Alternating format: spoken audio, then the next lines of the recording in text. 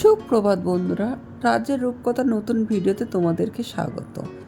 আজকে আমি তোমাদেরকে দেখাবো ঘরোয়া কিছু উপকরণ দিয়ে কিভাবে চিকেন কারি রান্না করা যায়। তো প্রথমেই আমি এখানে দুটো পেঁয়াজ নিয়েছি, ভালোভাবে ছোট ছোট করে কুচি করে নিতে হবে। তারপর আমি নিয়েছি 5 থেকে 6টার মতো কাঁচা লঙ্কা, সেগুলোকেও আমি ছোট ছোট করে কুচি করে নিয়েছি। তারপরে দুটো আলু মাঝখান থেকে কেটে 4 পিস করে নিয়েছি। তারপর একটা পাত্রে আমি 600 গ্রামের মতো চিকেন নিয়েছি। লেগ পিসগুলোর মিডল থেকে একটা করে কাট করে দিচ্ছি যাতে রান্নার সময় সিদ্ধ হয়। তারপর নিয়েছি 1.5 টেবিল চামচ হলুদ গুঁড়ো, 1.5 টেবিল চামচ লবণ, আদা রসুনের পেস্ট 2 চামচ, 2 চামচ সয়াবিন তেল দিয়ে ভালোভাবে মাখিয়ে রেখে দিতে হবে আধা ঘন্টার জন্য। তারপর চলে যাব গ্যাস ওভেন। এখানে আমি প্রথমে আলুগুলোকে সামান্য লবণ আর হলুদ গুঁড়ো দিয়ে ভালোভাবে ভেজে নেব। তারপর সামান্য পরিমাণ তেল দিয়ে নেব। তারপরে একটা ঢাকনা চাপা দিয়ে রেখে দেব।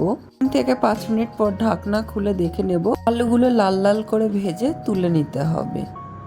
তারপর একটা কড়া বসিয়ে তাতে 3 চামচের মতো সয়াবিন তেল দিয়ে কুচনো পেঁয়াজ আর লঙ্কাটা দিয়ে ভালোভাবে ব্রাউন করে ভাজতে হবে।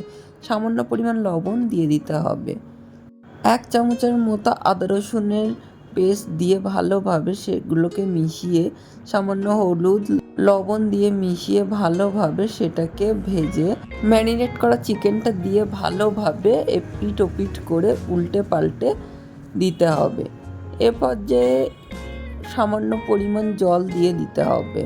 তারপরে একটা ঢাকনা চাপা দিয়ে রেখে দিতে হবে 15 মিনিট। ঢাকনা খুলে দেখা যাবে যে চিকেনের থেকে কিছুটা জল বার হয়ে চিকেনটা অনেকটাই সিদ্ধ হয়ে গেছে। এ পর্যায়ে আমি দুটো শুকনো লঙ্কা দিয়েছি, ঝালটা আমার একটু কম মনে হয়েছিল বলে।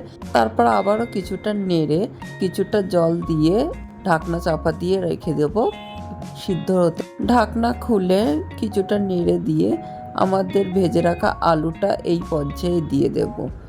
আমি তারপর সামান্য পরিমাণ চিনি ব্যবহার করেছি একটু মিষ্টির জন্য।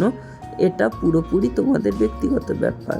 তারপর 3 থেকে 4 মিনিটের মতো ফুটিয়ে নিলেই রেডি হয়ে যাবে আমাদের চিকেন কারি।